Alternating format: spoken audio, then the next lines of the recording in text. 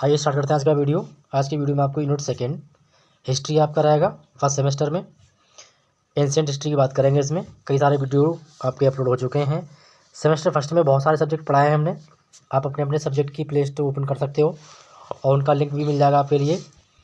तो second unit में हम पढ़ेंगे सिंधु घाटी जो है हमारी, उसकी सभ्यता, उसकी विशेषताएँ। ठीक है। क्वेश्चन इसमें आपके 3 दिए हुए हैं, 4 दिए हुए हैं ऑब्लिक करके। तो इनमें से सारे क्वेश्चन इंपॉर्टेंट हैं, किसी तरीके से आपसे यूनिवर्सिटी एग्जाम में पूछा जा सकता है। दूसरा क्वेश्चन दिया हुआ है सिंधु घाटी या हड़प्पा सभ्यता। अब यहाँ पर एक समझ लीजिए कि सिंधु घाटी या फिर हड़प्पा सभ्यता, ये दोनों में से कोई एक शब्द आ जाए तो आपको आंसर यही लिखना है, जिसके आधार पर हम सामाजिक, आर्थिक और धार्मिक जीवन की आपको व्याख्या करनी है, उनको डिटेल में समझाना है। नेक्स्ट दिया हुआ है आपका सिंधु घाटी सभ्यता के रहन सहन के बारे में, धर्म एवं वास्तुकला। अगला आपका क्वेश्चन है सिंधु घाटी सभ्यता पर नगर निर्माण की जो योजना थी उसको आपको विस्तारपूर्वक समझाना है। और बाकी जो आपका सेमेस्टर किसी का भी है, थर्ड है या फिफ्थ है, तो इनके लिए भी मैंने पढ़ाए हैं। फिफ्थ में इंग्लिश लिटरेचर, पॉलिटिकल साइंस, समाज और आपका सोशोलॉजी है। को करिकुलर कोर्स सभी सेमेस्टरों का अपलोड हो चुका है प्लेलिस्ट में, तो उसे आप जरूर देखिएगा। ठीक है। और एमए के जो स्टूडेंट्स हैं वो एमए फर्स्ट सेमेस्टर की प्लेलिस्ट ओपन करें। उसमें मैंने लिख दिया है MA first semester English literature, तो उसको आप ओपन कीजिएगा, बहुत सारा उसमें अपलोडेड है। और यदि कंप्लीट कोर्स आपको चाहिए तो आप प्ले स्टोर पर जाइए, एप्लीकेशन डाउनलोड कीजिए हेमेंद्र सिंह लेक्चर्स। उसमें आपको नोट्स, पीडीएफ, एग्जाम पेपर, सारा सब कुछ आपको रिजल्ट उसमें मिल जाएगा। तो इसमें क्वेश्चन आपका दिया होगा आंसर, और प्लीज़ वीडियो को एक बार जरूर देखिएगा पूरा। तो यहाँ पर दिया हुआ सिंधु घाटी सभ्यता है। ठीक है। सभ्यताएं सिंधु घाटी के प्रदेशों की खुदाई से मिले अवशेषों व अन्य अवशेष तत्वों हैं मिले थे, वस्तु मिली थी। वस्तु आधार पर यहाँ के लोगों की सभ्यता व संस्कृति की अनेक विशिष्ट विशेषताएं मिली, यानी कि अनेक विशेष प्रकार की हमें पहचान हुई। सिंधु घाटी सभ्यता कहाँ पाई गई थी? ये आपका पड़ता है पाकिस्तान के एरिया में पड़ता है, और कुछ पड़ता है हमारे पंजाब गुजरात के एरिया में। ठीक है। लेकिन अधिकांश भाग जो है वो पाकिस्तान के क्षेत्र में है। तो पहला है नगर भवन निर्माण, नगर और भवन निर्माण। तो मोहनजोदड़ो और हड़प्पा, ये 2 नगर थे। नगरों में अवशेष के आधार पर ज्ञात हुआ जानकारी हुई कि इस सभ्यता के नगर व भवन निर्माण कला में निपुण थे। बहुत अच्छी इनकी निर्माण प्रक्रिया थी। सभ्यता के नगर एक निश्चित योजना के अनुसार बसाए गए थे, और इसकी अनेक छोटी बड़ी सड़कें भी थीं, एक दूसरे को 90 अंश के कोण पर काटती थी, यानी कि जिसे हम चौराया कहते हैं आज की भाषा में। ठीक है। तो 90 अंश के कोण पर काटती थी, चौराया था। और सड़कें 9 फीट से लेकर 33 फीट तक चौड़ी होती थी। ठीक है। तो ये चीज़ें काफ़ी इंपॉर्टेंट है, और आप किसी भी कॉम्पिटिटिव एग्जाम में बैठ रहे हैं तो उसके लिए भी काफ़ी क्वेश्चन इंपॉर्टेंट रहेगा हिस्ट्री का, दोनों का, चाहे आपका थर्ड सेमेस्टर में हो और चाहे आपका फिफ्थ में हो, फोर्थ में हो, सेकंड में हो, फर्स्ट में हो। अगर आप किसी कॉम्पिटिशन में जा रहे हैं तो आपको हिस्ट्री का सब्जेक्ट बहुत ही इंपॉर्टेंट रहेगा। इसके आधार पर हम चलेंगे अब सेकेंड पॉइंट में। सेकेंड पॉइंट आपका आता है कि सामाजिक भवन, सार्वजनिक भवन। इस सभ्यता के भवनों को 4 प्रकार से हम बांट सकते हैं: नागरिकों के आवास का भवन, सार्वजनिक भवन, सार्वजनिक स्नान घर और पूजा गृह या फिर मंदिर। ठीक है। अब इनका मापेंगे हम, मतलब किस तरीके से बनाया गया था। तो नागरिकों के आवास भवन, जहाँ लोग रहते थे, तो नागरिक भवन का क्षेत्रफल था वो 30 × 27। ठीक है, यानी कि 26 फीट। नेक्स्ट 26 × 30, यानी कि 26 × 30 मीटर क्षेत्रफल में बनाए गए थे। बड़े मकानों में 30 फीट और छोटे मकानों में 4 से 5 कमरे, बरामदे। ठीक है। जो छोटे मकान होते थे उसमें 4 से 5 कमरे और बरामदे होते थे। मकान की जो बने हुए थे वो पक्की ईंटों के हुआ करते थे। पक्की ईंटों की माप 26 सेंटीमीटर और प्लस 12.5, यानी 12 सेंटीमीटर चौड़ी होती थी, और 26 सेंटीमीटर चौड़ी होती थी, और 12.5 सेंटीमीटर मतलब उनकी मोटाई होती थी। एंड 5.5, प्रत्येक भवन में एक रसोई, एक स्नानागार यानी कुआं, कूड़ादान और पानी निकालने की नलियाँ। नहाने के बाद में पानी कहाँ जाएगा उसका निकास भी उसी में था। हड़प्पा की खुदाई की विशाल हाल मिला, जिसका क्षेत्रफल यानी 71.71 मीटर है, यानी 71 मीटर चौड़ा है, 71 मीटर यानी वर्गाकार में। ठीक है। 71 मीटर का वर्गाकार है, जिसमें एक विशाल कमरा है जिसकी छत 20 स्तंभों पर टिकी हुई थी, यानी कि 20 पिलर थे उसके नीचे जिस पर वो छत रुकी हुई थी। फर्श पर अनेक स्थानों पर बेंचें और चौकियाँ पड़ी हुई थी। चौकी आप जानते हो, जो तख्त होता है छोटी होते हैं तो उनको चौकी कहते हैं। विद्वानों का अनुमान है कि ये पूजा घर रहा होगा। ठीक है, नेक्स्ट इसी में आपका है, अब बात करते हैं विशाल स्नानागार। यानी स्नानागार जहाँ लोग नहाया करते थे। मोहनजोदड़ो की मुख्य विशेषता इसमें ये हुई, खुदाई के समय प्राप्त हुई, कि इस विशाल स्नानागार का क्षेत्रफल 108 वर्ग 108 यानी कि 108 वर्ग मीटर में था, ये वर्ग फीट में था 108। और तैरने के लिए तालाब भी था, और तालाब जो था वो 36 बाय 23 वर्ग फीट में था। इस तालाब की गहराई 8 फीट थी। नेक्स्ट आपका गया, इसमें सीढ़ियाँ आदि बनी हुई थी। ठीक है, तो जिसमें पानी निकालने का और पुनः तालाब को भरने के लिए विशेष प्रबंध किए गए थे। गलियारे और बने हुए कमरे भी बने हुए थे। तो डॉक्टर मैके के अनुसार स्नानागृहों का प्रयोग जो था वो पुजारीगण क्या करते थे, जो लोग पूजा करते थे। तालाब का प्रयोग सभी नागरिक करते थे, लेकिन अभी तक ये स्पष्ट नहीं हो पाया कि तालाब का प्रयोग केवल स्नान के लिए किया जाता था अथवा इसका कोई और धार्मिक महत्व भी था। ये अभी क्लियर नहीं हुआ है। नेक्स्ट आपका है सामाजिक जीवन। सिंधु सभ्यता का सामाजिक जीवन सुख सुविधाओं से संपन्न था। नगरों और भवनों का निर्माण वैज्ञानिक ढंग से किया गया था। हड़प्पा सभ्यता सिंधु सभ्यता को इसी नगर योजना के कारण ही इसको नगरीय सभ्यता भी कहा गया। ठीक है, तो चलिए आप सामाजिक जीवन भी कुछ पॉइंटों में बटा हुआ है, तो इसको देख लेते हैं फटाफट। और इसके बाकी वीडियो बहुत सारे अपलोड हैं, तो आप लोग प्ले लिस्ट जरूर ओपन कीजिएगा। फर्स्ट सेमेस्टर हिस्ट्री की कोई भी सब्जेक्ट आपका इसमें है तो आप प्ले लिस्ट जरूर ओपन कीजिएगा, किसी भी सेमेस्टर में आप स्टडी कर रहे हैं। पहला सामाजिक संगठन।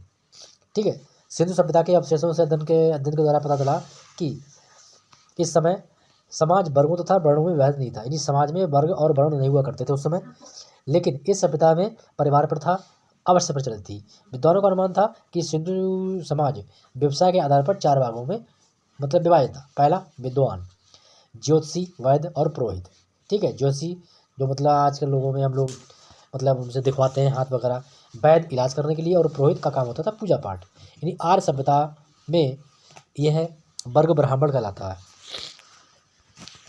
इसके बाद में आपका आता है प्रशासनिक अधिकारी। ठीक है, प्रशासनिक अधिकारी में क्या है, योद्धा, राजकीय कर्मचारी आदि हुआ करते थे। ये क्षेत्रीय वर्ग के रूप में प्रस्थापित था, जैसे व्यवसायी, श्रमजीवी और भोजन। तो व्यवसायी, व्यापारी, उद्योगपति आर्य सभ्यता में इसको हम वैश्य कहते हैं, व्यवसायी वर्ग को। ठीक है, श्रमजीवी इसको मजदूर, किसान, और वह इसमें मछुआरे आया करते थे। बात करते हैं भोजन। तो भोजन में दिया हुआ है कि भोजन किस तरीके से हम यूज करते थे, तो उसको देख लेते हैं। खुदाई के समय प्राप्त गेहूं और जौ के दानों से अनुमान लगाया गया कि उस समय सभ्यता यानी कि सिंधु जो सभ्यता थी, हड़प्पा सभ्यता थी, निवासियों का मुख्य भोजन था गेहूं और जौ।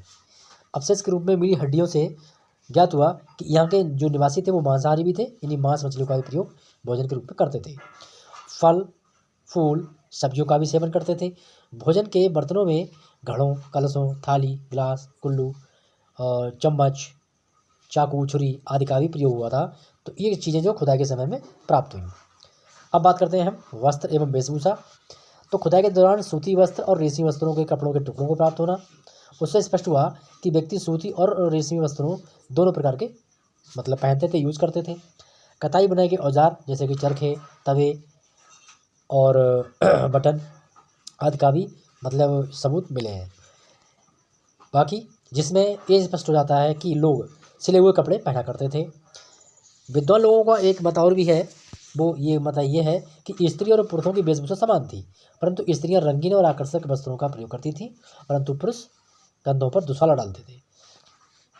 दुशाला जो लोग आप लोगों ने फिल्मों में देखा होगा, नायक मूवी में अनिल कपूर जो है वो मतलब उसमें एक मूवी है, नायक नहीं है दूसरी मूवी है, तो उसमें वो कपड़ा डालते हैं। आजकल ये साउथ की मूवी में काफ़ी चलन है इसका।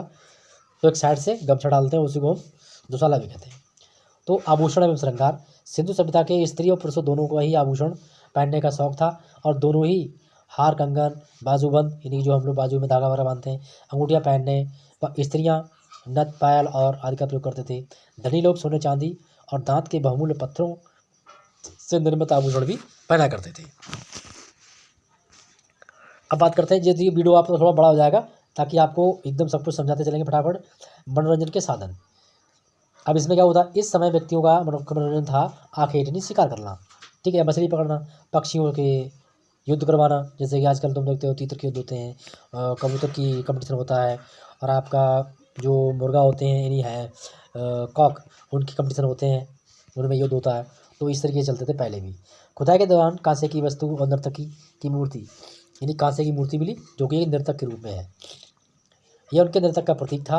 रथों की दौड़ और जुआ भी इनके मनोरंजन के साधन हुआ करते थे। जैसा कि आपने रामायण महाभारत ये बहुत सारे सीरियल देखे हुए जिसमें दिखाया गया है। नेक्स्ट आपका है शिक्षा। शिक्षा दिया हुआ है, सिंधु सभ्यता में कौन सी शिक्षा प्रणाली प्रचलित थी। तो इसका अनुमान जो है इससे लगाना बहुत कठिन है, परंतु ये कहा जा सकता है सिंधु वासियों को गणित और ज्यामिति का अच्छा ज्ञान था, क्योंकि अगर ये नहीं होता तो इनके जो भवन निर्माण था उसका जो मेजरमेंट है, जो उसकी माप देखी गई है तो वो नहीं मिलती। अब बात करते हैं हम सब विसर्जन। मोहनजोदड़ो से प्राप्त अवशेषों से ज्ञात होता है कि सिंधुवासी मृतकों की अंतिम क्रिया 3 प्रकार से करते थे। अधिकांश लोग क्या करते थे, सबका दाह संस्कार करके उनकी हड्डियों को घड़ों में भरकर जमीन में गाड़ देते थे। ये प्रथा आज भी चालू है। हड़प्पा सभ्यता में सबको दफनाने की प्रथा प्रचलित थी। इसके अतिरिक्त कुछ व्यक्ति सबों को जंगल में पशु पक्षियों के सामने फेंक देते थे, जो कि वो उनका भोजन बन जाता था सब। आइए अब देखते हैं आर्थिक जीवन। कृषि कैसे होती थी। तो मुख्य सिंधु सभ्यता के निवासियों का मुख्यालय व्यवसाय जो था कृषि के रूप में जो प्राप्त हुआ है खुदाई में, वो गेहूं और जौ के अवशेष प्राप्त हुए हैं। इससे सिद्ध होता है कि गेहूं और जौ, तिल, कपास, चावल आदि की कृषि किया करते थे। फलों के चित्र से ये अनुमान लगाया जाता है कि सिंधु घाटी की सभ्यता के लोग नारियल, खजूर, अनार और आम, तरबूज, नींबू आदि से परिचित थे। पशुपालन में क्या करते थे वो लोग, तो पशुपालन में उनका जो पालन था, ये दूसरा व्यवसाय आता है।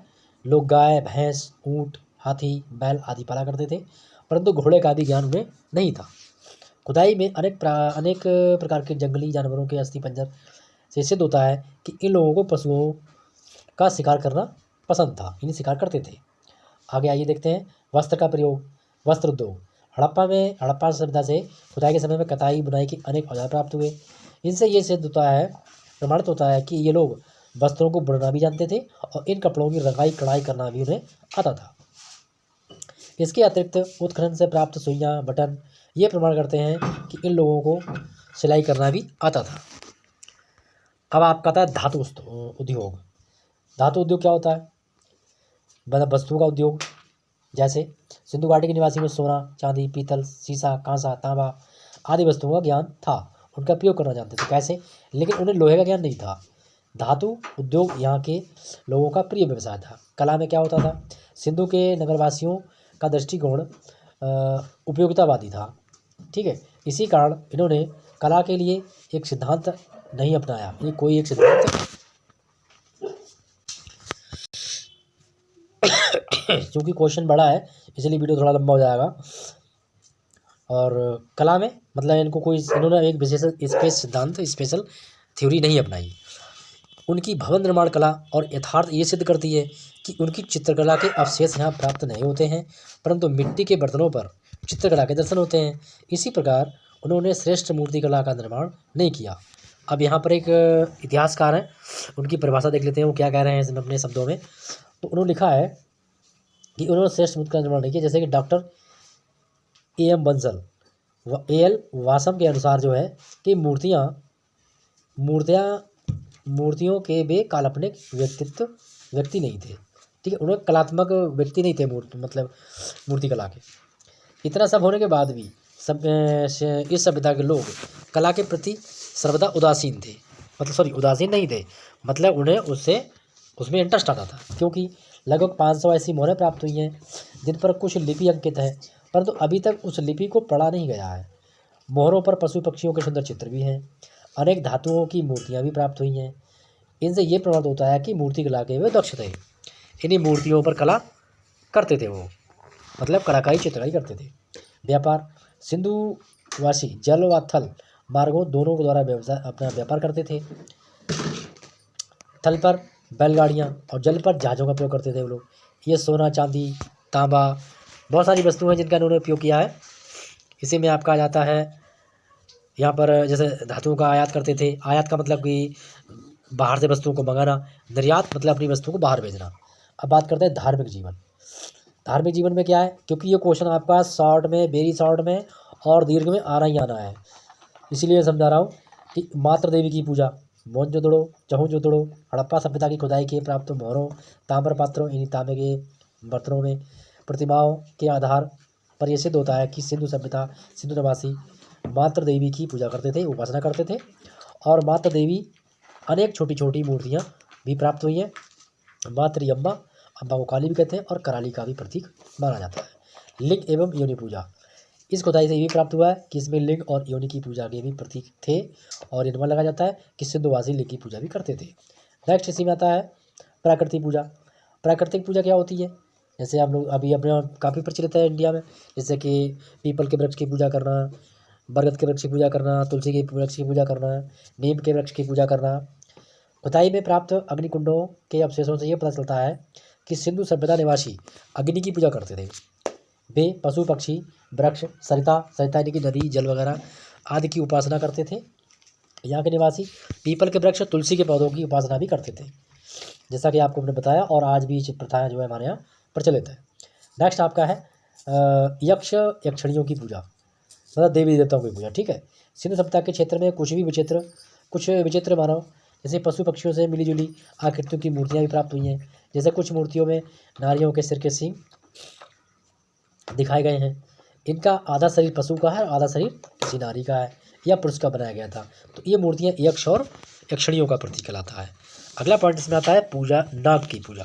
नाग जैसा आप जानते हो सर्प, ठीक है, और इसमें नाग की पूजा में क्या है, प्राप्त अवशेषों के उदाहरण पर हम कह सकते हैं कि बैल, सांड और नाग की पूजा का स्पष्ट परिचय है, क्योंकि इसी प्रकार सिंधु सभ्यता के जीवन में जल का विशेष महत्व रहा है। जैसे स्नान कुंडों, स्नानागारों, कुओं की इसमें प्रचुरता से स्पष्ट होता है कि वे जल का प्रचुर मात्रा में प्रयोग करते थे।